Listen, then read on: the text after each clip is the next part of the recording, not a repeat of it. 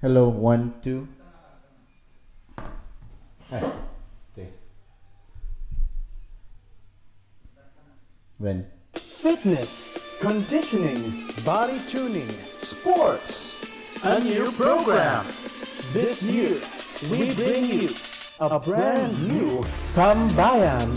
Topics on fitness, health, and their benefits. Tips and tricks, techniques, guides, wellness. Only on FWSZ. Hello, guys, and good afternoon, and welcome back to Fitness, Wellness, and Sports Zone. And we have here one of the combat sports analysts, si Kuya Nisi Icasiano. Hello, Kuya. Good afternoon. Thanks for having me. Good afternoon. And also good afternoon sa mga listeners and viewers of your show. Kuya, parang ganda ng background natin talagang boxing ring. Kailangan talagang ganyan, syempre. So, Kuya, can you tell us ano ba talaga ang ginagawa ng isang combat sports analyst? Ano yung parang difference nun sa normal or yung sabihin natin casual fan? Ganun. Well, ganito yung ginagawa niya. Parang ang combat sports analyst is like you're the mediator. So for fans and athletes, sila nagbibigay ng information dun sa fans. Sometimes athletes, the problem is ganito yung nangyayari sa kanya. Most of the time is mahirap sa ibang fans intindihin yung buong dynamics. For example, combat sports. So, the best way na kailangan gawin ng isang combat sports analyst is to give them the right information, yung better understanding ng sport. Of course, syempre, ang nakikita lang ng isang, regular fan is yung kung ano lang nakikita lang superficial. Of course, yung mga ibang fans, di ba? Minsan discriminating pa nga because nakikita nila na nagsusuntukan lang ang dalawang athlete or dalawang martial artist. Pero the duty of a combat sports analyst is to at least to flesh down yung science behind it, yung technique, better understanding. Syempre, of course, yung approach na ginagawa ng athlete. Aside from the aspect, dun sa sinasabi natin, competitive aspect of a fight, a bout, or a match, syempre, duty rin ng combat sports analyst is to give yung at least reflection ng athlete. Paano makaka-relate yung fan dun sa athlete? So dun papasok yung trabaho ng isang combat sports analyst or a journalist. At least, di ba, kakausapin nila. For example, ito nga si Manong Ed. Diba? Manong Ed is not just a fighter. He's also a teacher. Yes. So makikita mo yung mga dynamics yun. It's about storytelling. Ganon din yun sa ibang na meron degree. So, yung mga ganong klaseng story, it's the duty of a combat sports analyst to at least, to meet halfway dun sa fans. So, maraming mga bagay na limited lang both fans or sabi natin athlete. The problem is nung unang panahon, maraming hindi alam gawin yung combats, yung sabi pag-analyze or pagsusulat ng mga articles.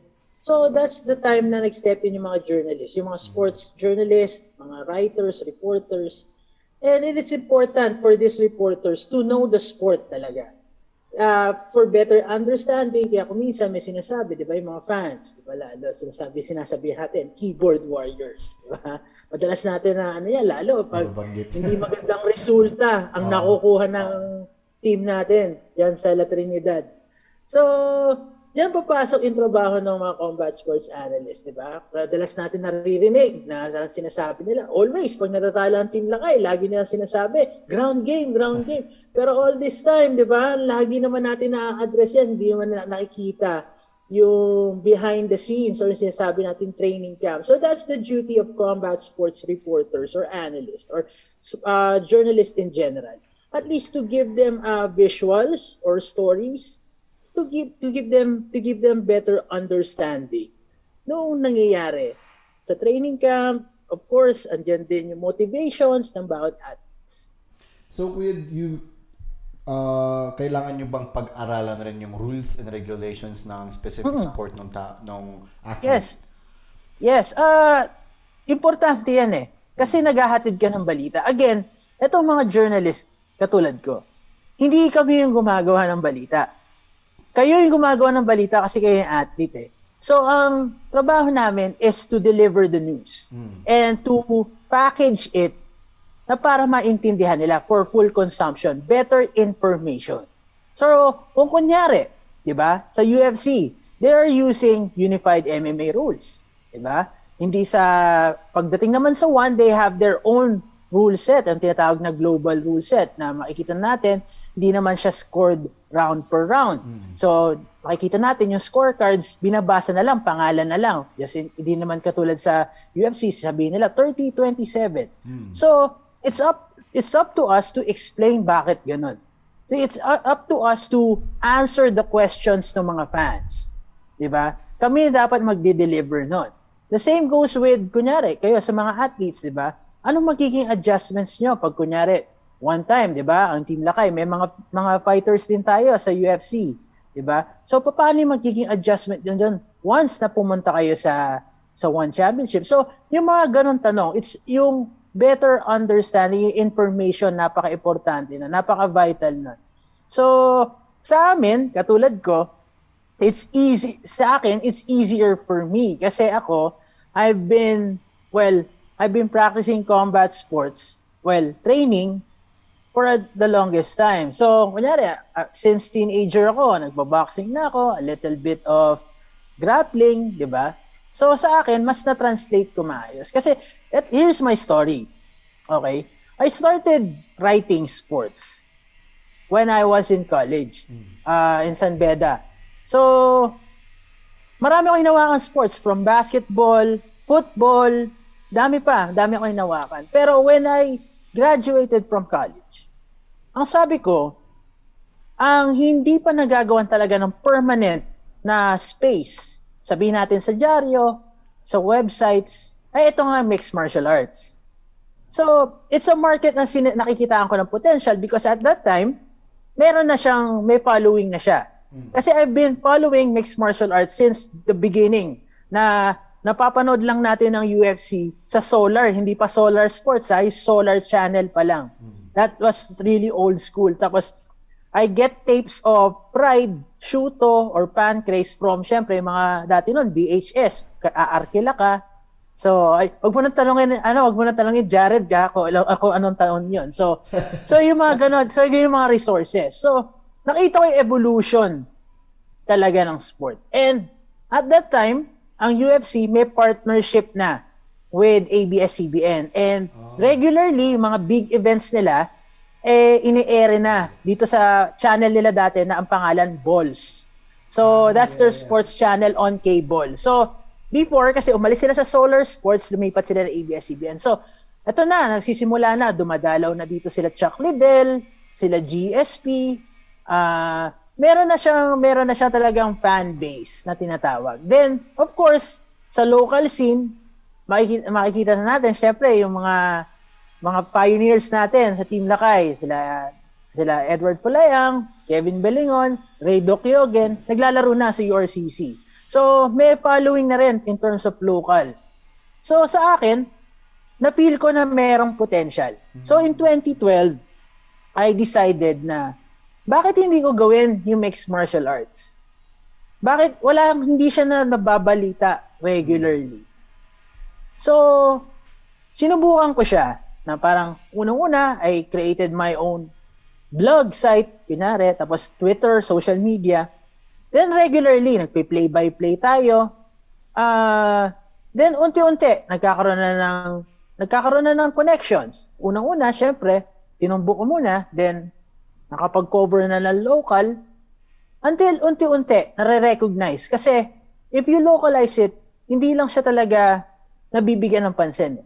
And for me, as a journalist, a young journalist at that time, it's my initiative to share or put the spotlight on these local athletes. Kasi gano'n naman din nagsisimula eh. Sa basketball, paano ba siya sumikat? Of course, binigyan mo siya ng attention. Binigyan mo siya ng tinatawag na media mileage. Then, doon nagkakaroon ng interest. And before, syempre, makikita mo na, sa akin, malaking milestone na yon nung mga panahon na yun, mga 2010, 2011, nang makita ko si Edward Folayang sa isang commercial ng Colt 45. So makikita mo na meron ng following, unti-unti nakikilala na. Pero it's all about sustaining dun sa ano. Then unti-unti, syempre, makikita mo na patuloy na nag-host ng mga promotion ng mga events. At that time, may PXC pa. One Championship started promoting events here in 2012. Dati nun, Araneta Coliseum.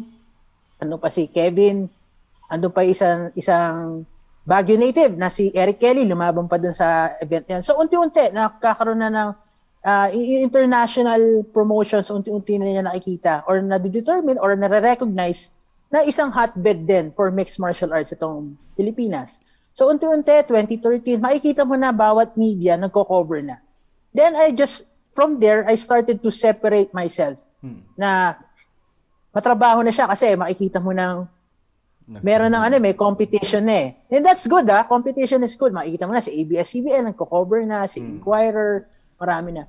Sa akin, ginawa ko doon at that time is to really make in-depth stories. Yung kunyari nga, si Edward, isang teacher, si Joshua at that time when he fought Yoshitaka Naito in 2016, the first time, naglabas ako ng storya na si Joshua was balancing his preparation for a world title fight and his studies as a college student. So yung mga ganong klaseng storya, kasi importante yan, makikita nila na these fighters, though syempre larger than life sila, iba yung lifestyle nila compared sa ibang athletes na human sila. So importante yon sa ibang tao na talagang to immerse yourself dun sa sport na kilalanin kayo. Kasi iba yung magagawa ng relationship na tinatawag. Dito sa trabaho na to, importante ang relationship. For example, hindi naman namin makukuha yung mga big stories. Kahit sino pa yan, kahit ng mga panahon siguro na, kunyari, sabihin na natin, sila Bill Velasco, sila Dennis Principe. At that time, nakasikatan ni Senator Manny Pacquiao sa boxing na hindi pa siya senador. Of course, gumawa rin sila ng relationship, sila Chino Trinidad.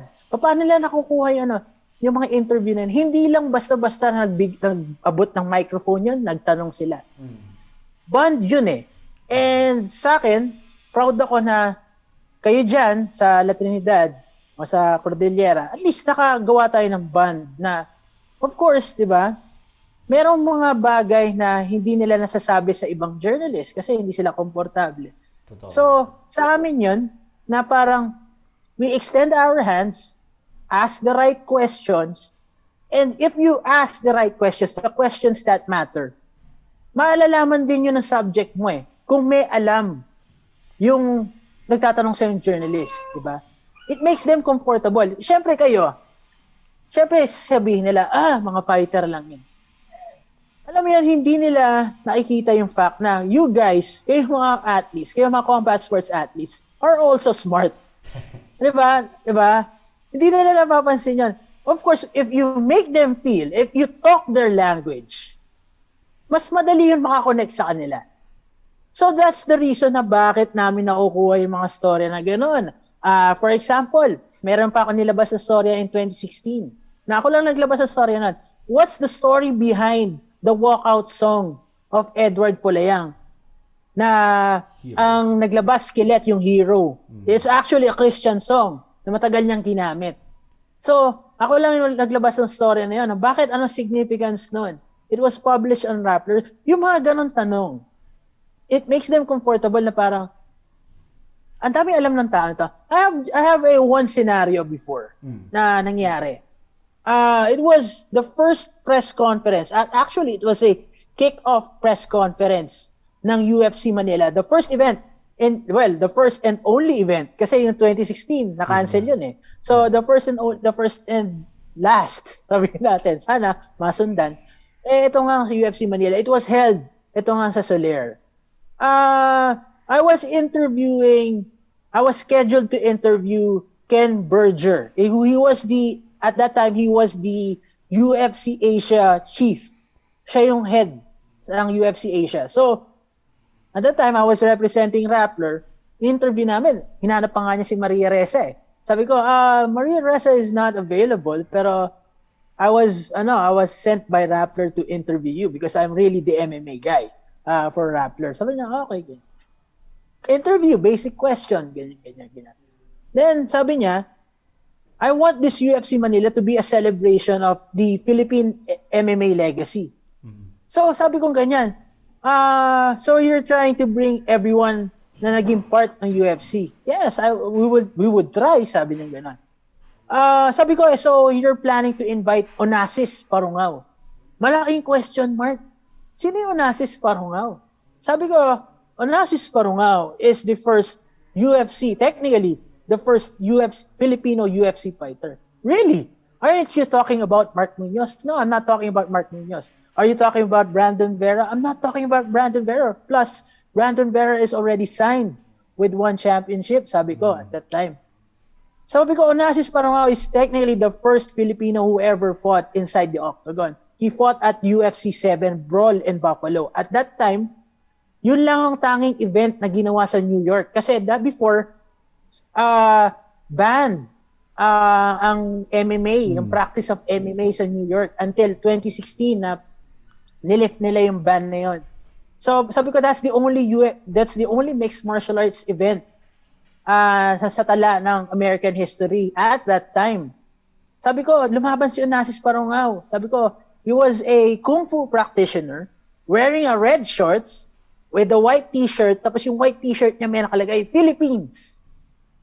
So, tinalo niya. At that time, iba pa yung rules ng mixed martial arts. Wala pang gloves.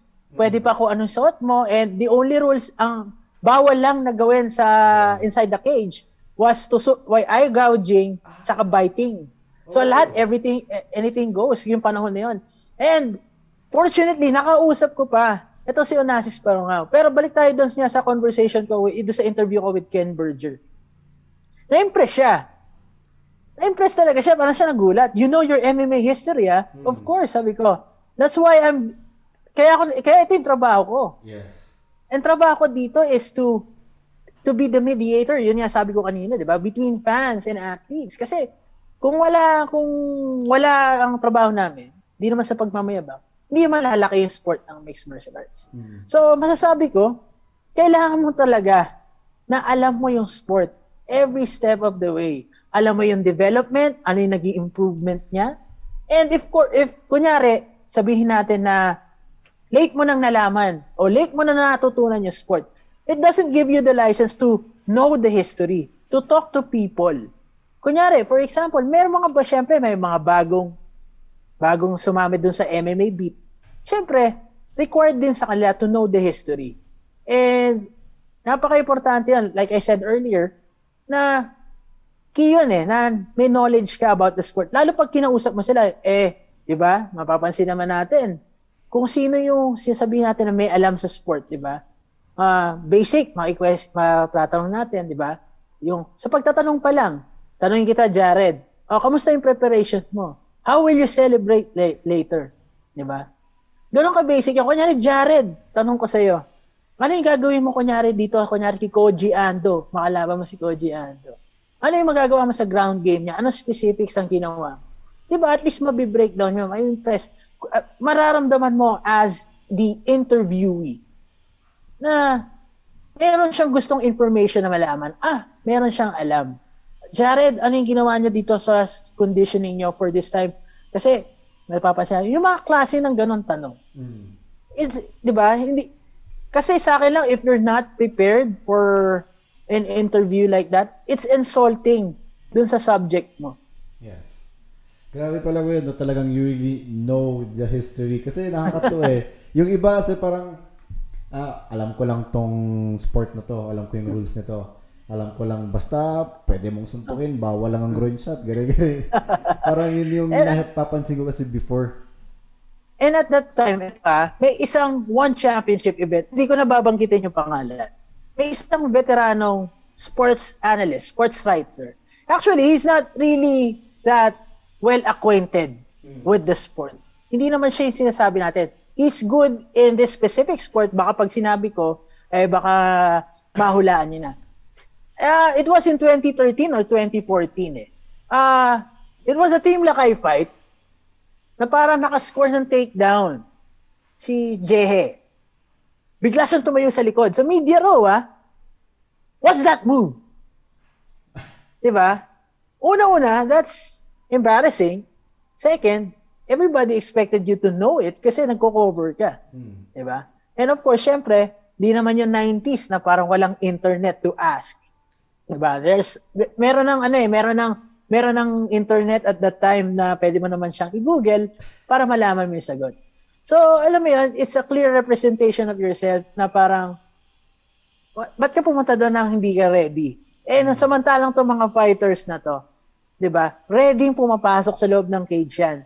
Lalo na, ang mixed martial arts, it's a multifaceted sport na tingin lang nila, sintukan lang, takedown lang, hindi. It's a combination of all elements, all martial arts na hanggang ngayon, nag-i-evolve pa rin. At one point, na sinasabi na dinidisregard nila ang boxing ineffective sa mixed martial arts. Pero ang sumira ng stigma na yon was BJ Penn when he fought Joe Daddy Stevenson. Ang ginawa niya, bumato siya ng jab. Tapos nakuha niya, biniyak na si Joe Daddy Stevenson and then he defeated Joe Daddy Stevenson, I believe, via submission. After kasi parang talagang he pestered him with jabs. Alam mo yun, it's a like I said, it's a multifaceted sport.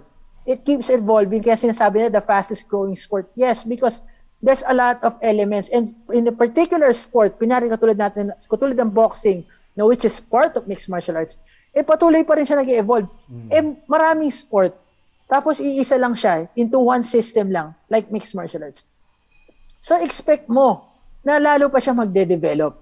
Diba? Before, parang lahat tayo na mamangha na ang ginagawa yung showtime kick ni Anthony Pettis. Diba? Fast forward to 2021, halos lahat gumagawa na nun, diba? So, it's part of the evolution. And totoo yung sinabi ni GSP noon na sinasabi niya, it's incomparable. Na parang sinasabi nila yung generation versus generation. Yung kunyari sabihin natin, paano mangyayari kung si prime ni GSP tapos versus prime ni Kamaru Usman? Diba? Sinabi ni GSP yun na parang it's incomparable kasi parang cellphone niya, parang technology, nag-update yan eh. Diba? In terms of strength and conditioning, the training regimen itself, of course, pati nutrition, nagpapalit yan. And kami rin, as a journalist, kailangan din namin sumakay dun sa pagbabago. Kailangan din namin maging updated. Hindi naman namin pwedeng gamitin yung argument na, si Chuck Liddell nga, nadali nito yung mga panahon. Of course, hindi na pwedeng Chuck Liddell came from a different generation. So, it's part of it eh.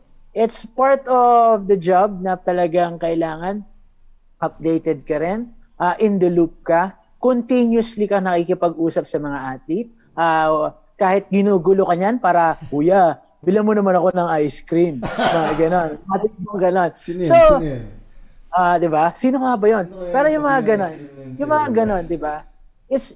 Merong mga bagay na importante mong malaman na isa, pwedeng off the record, pwedeng sabihin to the public.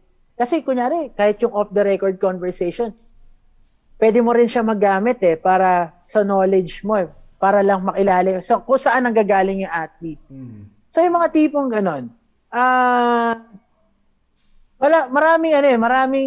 maraming bagay na before you really cover a specific sport, you really have to do your homework.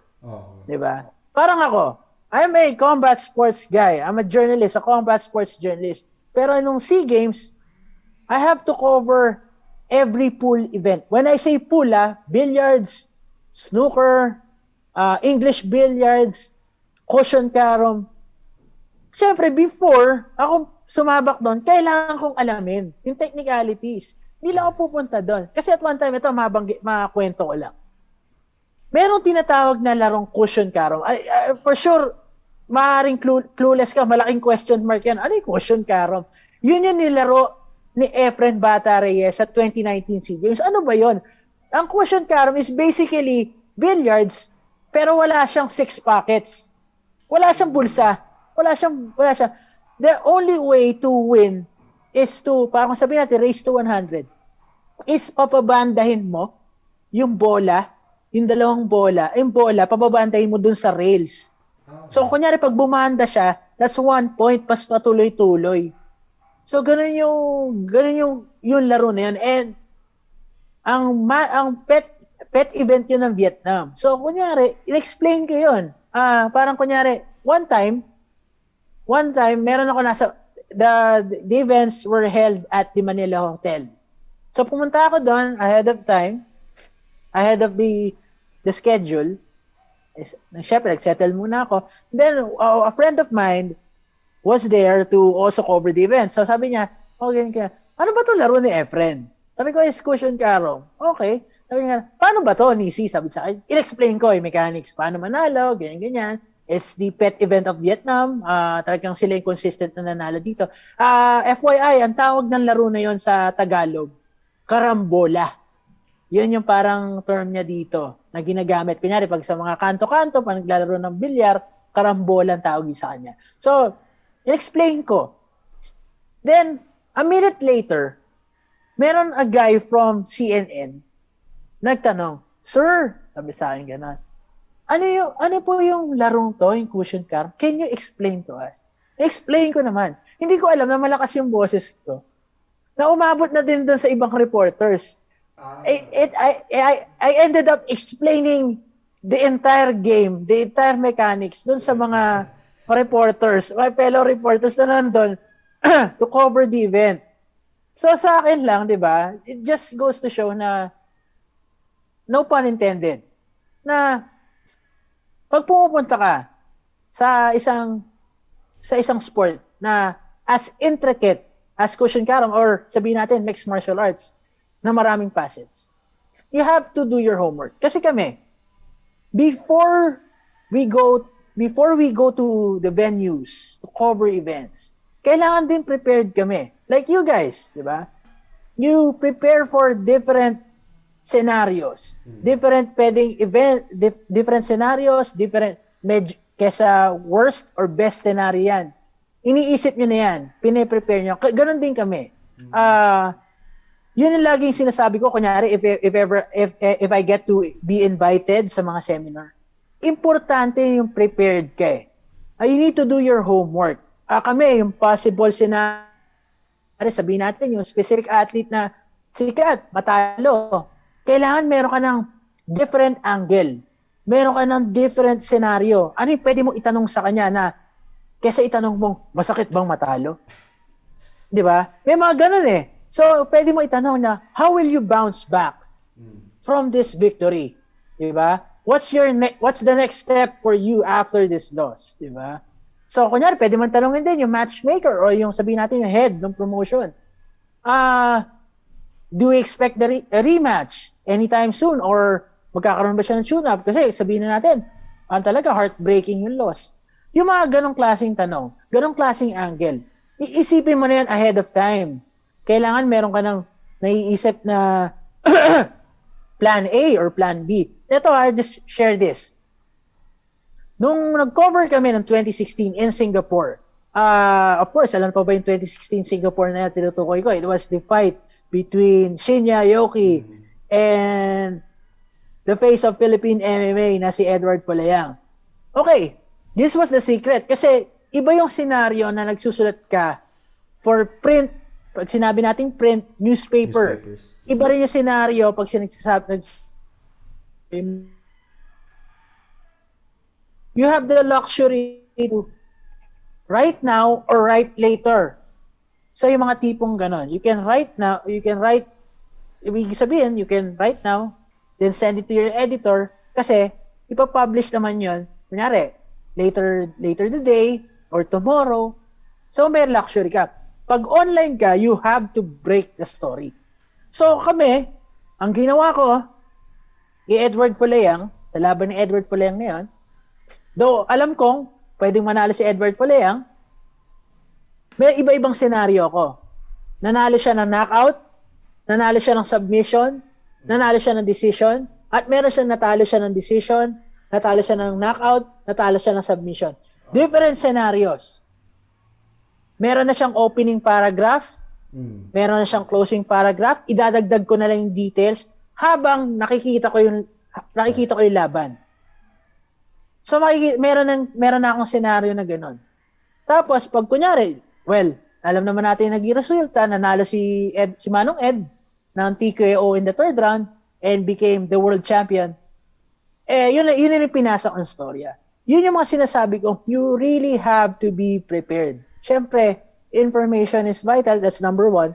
Second, yung efficiency mo. Third, sa panahon ngayon, dahil nasa digital age tayo, iba yung una.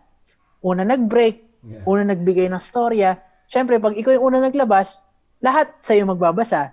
Lahat ng information na ibibigay mo, sa'yo makukuha. So, importante yon. Napaka-importante yan na prepared ka pagdating sa mga coverage. Pati mismo yung pwesto mo kunyari, sa venue. Siyempre, kayo, of course, pagdating nyo ng Mall of Asia Arena, backstage lang. Diba? Nandun lang kayo. Kami, we go there early. Kasi, kailangan namin pumili na mas maaga para to get the best seats. Kailangan nasa unahan kami para makita namin na mas maayos yung laro. Kasi iba yung delay pag nakita mo sa loob ng cage tsaka nasa monitor ka. At least, pag nakita mo sa cage, pwede mo i-double check dun sa monitor. Diba? Okay. So, yung mga ganon. So, may mga ganon intricacies pa. Diba? So, yun sabi ko, lahat yan. Meron din kaming sariling preparation. I don't know with the others, pero akin, yun ang ini-encourage ko, kahit anong sport ka pa, na kailangan meron kang coverage plan. Diba? Sino yung mga kakausapin mong tao? Ano yung mga angles na pwede mong gawin? Of course, syempre, hindi naman lahat may connections. Kunyari, for example, sa inyo, na after the fight, after the event, makikita nyo pa kami sa hotel room, di ba? Magkukulitan pa tayo, whether sa Nobu yan, or sa Hyatt, depende, di ba? So, yung mga tipong gano'n, hindi naman lahat privilege. Kaya nga sabi ko sa inyo kanina, di ba? Importante na may relationship ka sa mga athletes. Kasi kung, for example, baguhan kang writer, o baguhan kang journalist, o baguhan kang combat sports analyst, you have to maximize kung sino yung mga nandun. For example, ako, hindi ko naman araw-araw nakikita si Demetrius Johnson. So, of course, doon yung mga panahon na ima-maximize ko yung pagtatanong ko, ima-maximize ko na habang nandun siya sa venue. Kasi, hindi naman lahat masasabi natin na, oy, may phone number ako ni Edward Fulayang. Oy, may phone number ako ni Coach Mark na anytime pwede ko tawagin, Coach, pero pa-clarify to. Kailangan ko kasi ng storya dito. So, yung mga klase, yung mga ganun, you really have to map it out when you get there. Of course, may intricacies siya. Matrabaho din. Yun yung mga sinasabi natin, yung question mo kanina, what separates us from fans? Ang fans, nakikita lang nila is what they see on TV or what they see pag nanood sila ng live. So, it's our duty to, sabihin natin na, to remove the blur o to remove the barrier. Yung sinasabi nga parang Deadpool na parang, let's break the fourth wall. Diba? So, yun yung duty namin na parang, for them, for better understanding. And this is the misconception ng lahat, diba? When you make it as combat sports journalist or sabihin natin sports journalist or an anchor or whatever you want to call it,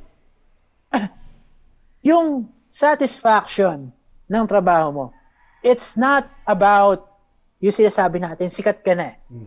Kahit gaano ka pa kasikat, kahit sabihin natin, Pulitzer Prize awardee ka pa sa pagsusulat, ang indication mo that you've done your job is marinig mo sa kapwa mo Pilipino, sa regular na Pilipino na inaabangan nila yung laban, alam nila yung nangyayari sa laban, alam nila yung istorya ng fighter. Kasi sa akin nun, okay, sige. Sabihin na natin, si Edward Fulayang talagang masasabi ko, hindi ko naman inaako, pero he's one of the athletes na talagang sinubaybayan ko ever since na nagsisimula ako. As in every fight, even the fight against John Tuck, when he got knocked out in Guam, I mean, well documented yan sa akin. It's the fact na ngayon, pag sinabi mong Edward Fulayang, barbero, kunyari sa Metro Manila na pag-usapan ha, wag nang sa Benguet. Okay. Metro Manila, jeepney driver, taxi driver, mapag-usapan siya na, oy, si Edward, kakalabanin, kunyari at that time, kakalabanin niya si Martin Nguyen. Taga-Vietnam daw yun. Sa akin, okay na yun. Eh, ano mo yun, naisip ko na, I've done my job. Yeah. Yun na yun. The Yun yung people know because of you, satisfaction. parang ganun. Hindi naman sa akin ba, hindi naman siguro dahil sa akin, siguro dahil this is also my fellow journalist, na parang, we've done our job. Na ito na. Kasi, di naman magkakaroon sabihin natin ng Manny Pacquiao kung hindi rin siya binalita Okay. ng mga journalist Na, what's unique about Manny Pacquiao, di ba? Na parang hindi lang siya boxer. Let's flesh it out, di ba? Na parang kunyari, kayo, na aside from mixed martial arts, which is your profession, na ibang tao hindi nila maintindihan, bakit naging profession niya? Well, aside from your profession, may iba pa kayong hobbies, di ba? Mahilig kayo mag-bike, mahilig kayo mag-trail running, di ba? Mahilig kayo mag-horseback riding. Yung mga tipong mga ganon, di ba? Na at one point, nakagawa pa ako ng storya na kunyari si Honorio Banario, ang paborito niyang restaurant ay itong ang Good Taste. Di ba? That's a story worthy na parang iconic restaurant ang Good Taste sa Baguio. Di ba? So those kind of stories, di ba? Aside from this, itong ang Pijanlo last year na parang pinag-usapan ko na parang he credits his father for paving the way for him, di ba? Dati yun, little machine, yun. Machine na. Ang tawag sa kanya, ibinigay na ni Coach Mark. Ito nga moniker kay Janlo. Aside from that, ito nga, di ba? I'm happy to parang siguro sa akin, nag-storya ko yan, yung kinoin ko as king of rematch, itong si Jehe Eustaquio. And then lahat, ginagamit niya siya from one championship, from other outlets, na parang sinasabi, king of rematch niya, itong si So, yun yung sinasabi ko na, hindi lang siya ang pagsusulat, or pagsabihan, pag-analyze, or pag-report, hindi lang talaga sa natatapos dun sa kung ano lang nakikita mo after the fight, before the fight. Meron din yung mga in-between It's the conversations Kasi it helps you. It helps you build your reputation dun sa subject mo, which is the athletes, which are, aside from that, of course, yung reputation mo rin kasi paano mo i-deliver yung storya. And of course, syempre, added information na rin yun. I mean, it goes hand in hand So kuya, last question. When it comes to like meron kang siguradong ina-idol sa isang combat sports, combat sport. Either boxing, MMA, ganun. Tapos, may isang idol ka. Tapos, paano ka hindi maging bias sa pagsusulat tungkol sa kanya?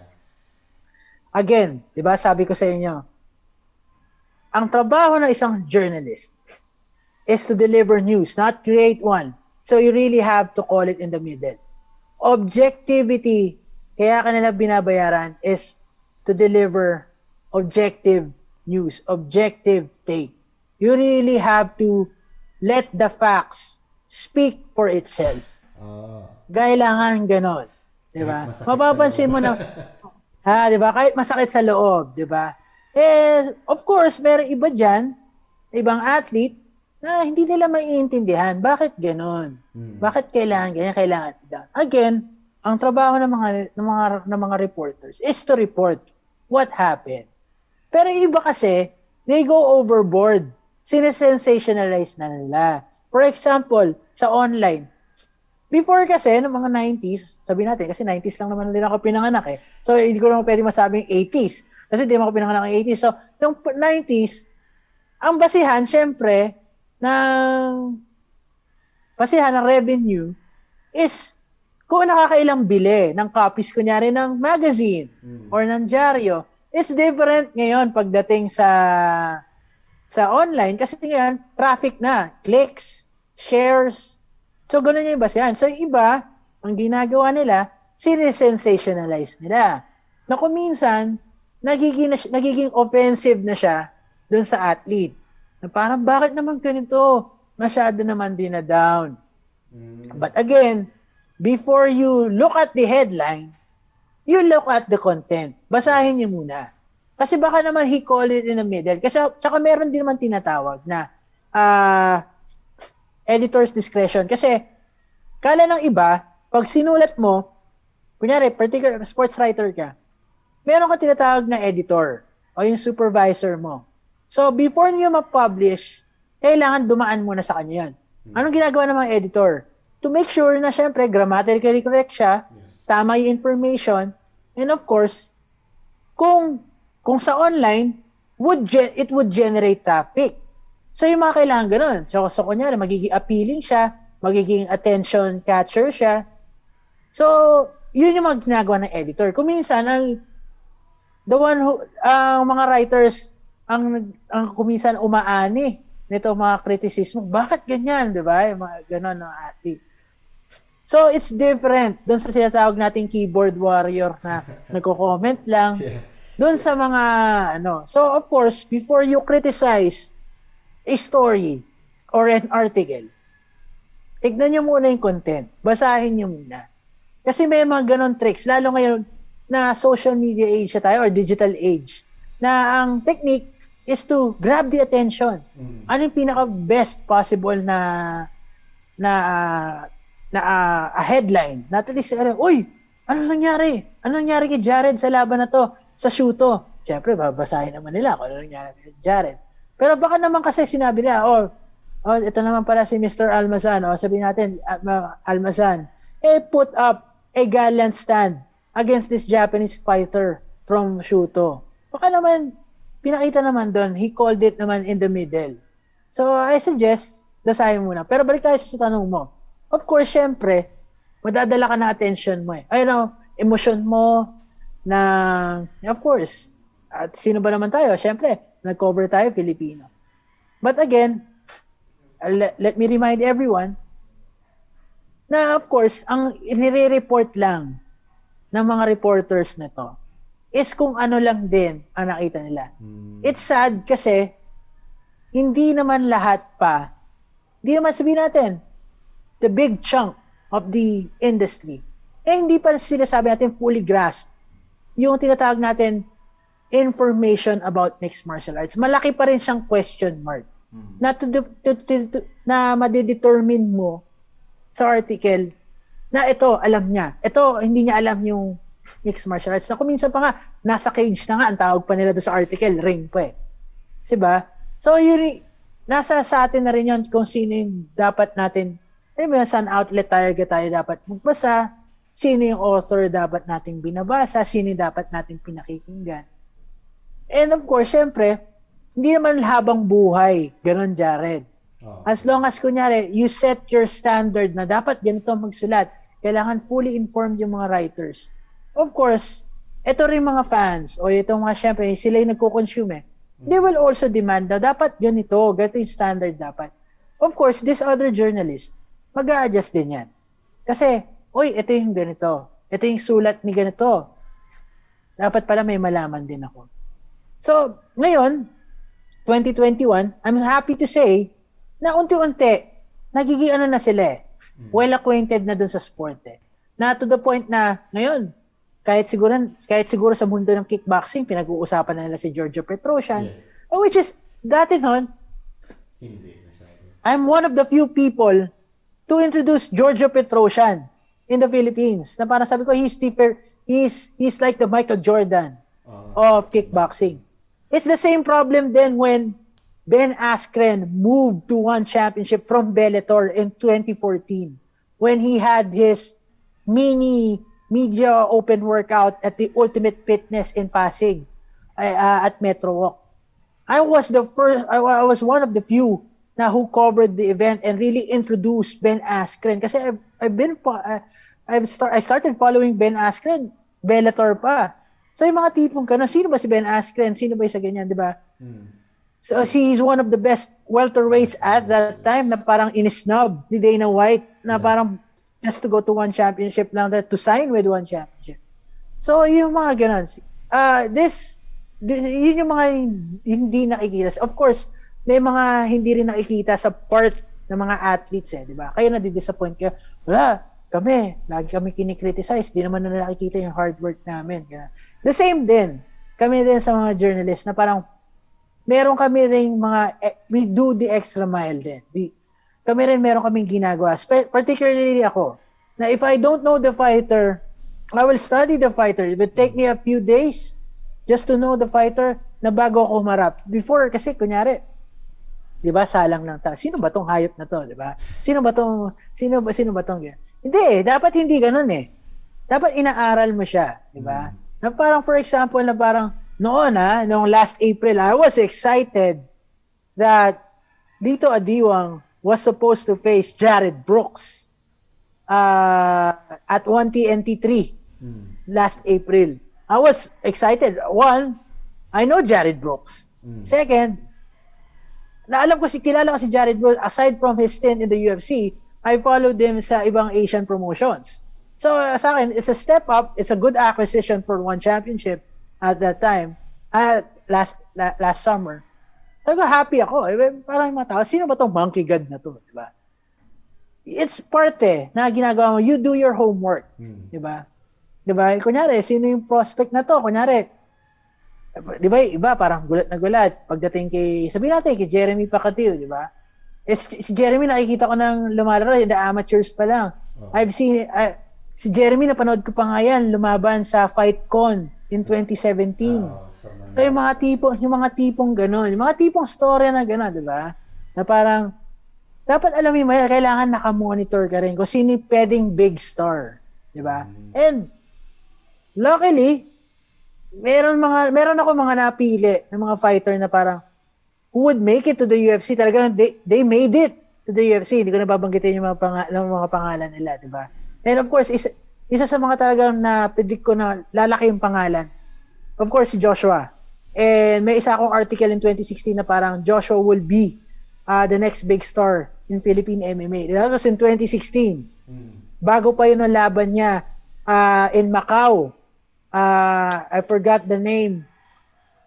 Rizada Crescing Chow Chai. Yung Thailander. That was in Macau. Ginawa ko na yung article na yun. And then, di ba, fast forward to 2021, kilala na lahat si Joshua Pasio, na parang, di ba?